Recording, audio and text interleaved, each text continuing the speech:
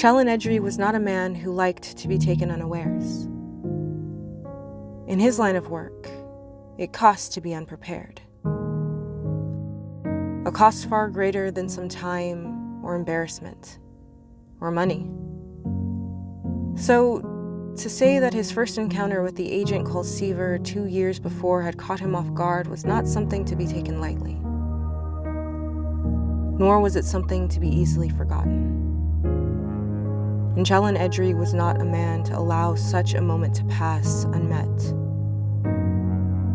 Now he studied her from across the table as she watched him. She'd come into the room slowly, much more measured than their first encounter, as if she had every right to be in that room with him. He could not help but smile at the difference. 2 years ago, she had stormed into the holding room like a thing on fire. He'd been honestly surprised. He hadn't expected anyone to come in after Lakona had left. It had been clear by how she ducked her head low, as if to avoid being seen in the one-way mirror, and how she whisper-shouted almost the entire time that she was not supposed to be there. At first, he had laughed, made some comments about an eager young recruit desperate for a taste of glory, licking at the heels of her superiors. The agent hadn't risen to the bait. Another surprise. The second of many. Instead, she had asked a question and then answered it herself, incorrectly, watching him closely. She asked another question and then answered it again incorrectly. And then a third time. And then a fourth. And with each question, she got eerily close to the truth of things, to his work and the manner of his life, and he became acutely aware of the cameras he could not see but knew were recording every second.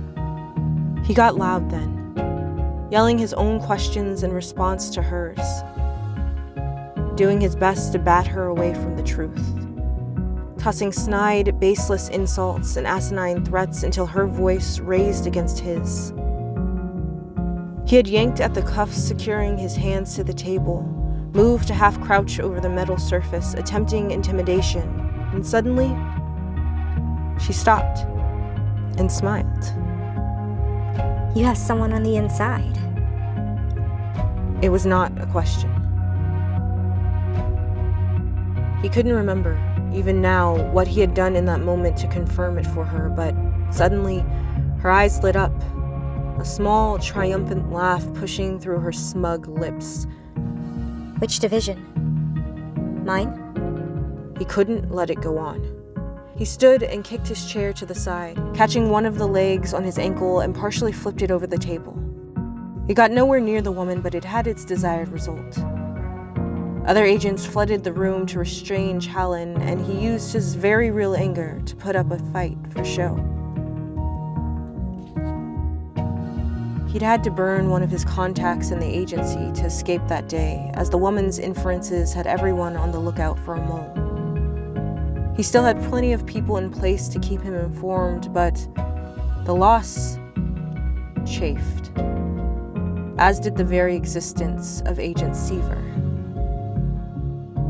Chalon had watched her career closely after that, moving her into Lakona's division after he had succeeded in flipping the man to his cause, looking for ways to crush her. But the more he watched her, the more he wanted her for his side. Even this afternoon, as she watched him quietly, not asking questions, not making threats, she intrigued him. He would have her, and that was the end of it.